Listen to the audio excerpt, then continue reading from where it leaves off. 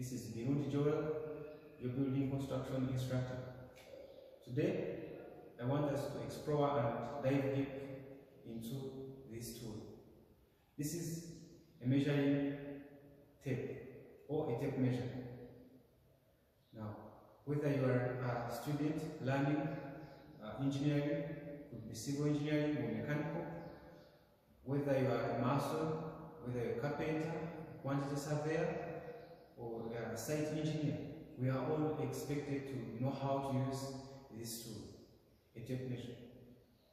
But as students learning engineering, for instance, civil engineering, we're expected to know more than just what it is used.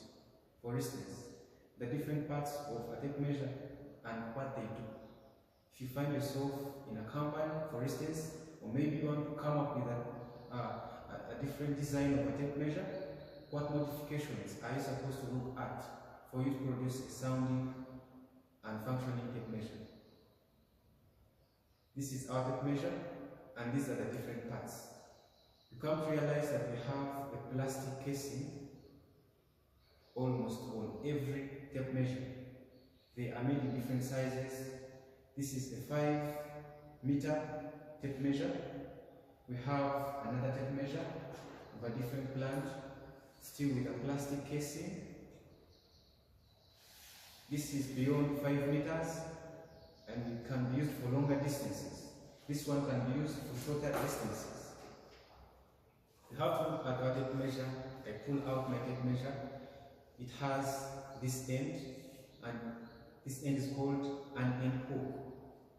This end hook can be used to hook while measuring and transferring measurements. For instance, if I have to measure my brick, I hook at the start of the brick and I take the readings at the end of it. We can also use this hook to measure against walls. For instance, if I'm measuring the internal of a room and this is my wall, the face of the room, I measure against it. Still, my hook can also help me measure this. So as civil engineering, what are we looking at when it comes to this hook? We are looking at this hook, and this hook is slightly, it's never fixed, it is slightly moving, and the reason is to adjust and compensate for its own thickness when we are measuring. So when you get to site and you find your tape measure with a fixed hook, then that is a faulty tape measure. It has to be adjusting and compensating for its measurement. For instance, if we are taking the measurement from the start to the end, it adjusts, it has to move, it adjusts. When we are taking the face, it also adjusts to cater for its own thickness, to compensate for its thickness. So this is a concept that you are supposed to be knowing as a civil engineer. Then we have our steel braid. Others have plastic fiber, can be glass fiber strips, but this is a steel blade. This steel blade is curved. If you come to realize, if you see this, it is curved. And the reason why this is curved is to make sure that it improves on the stiffness of this, in that when we are measuring longer distances, there could be longer distances, it does not bend. It does not bend. We are measuring longer distances. For instance, rather than measure from here, it has to be stiff. It has to be stiff and attached. Yes, if it is just a rubber, it would just sag around and then you could never make it. But this one is curved to improve the stiffness of this blade so that it can be compatible to working with it. Then we have a holding grip.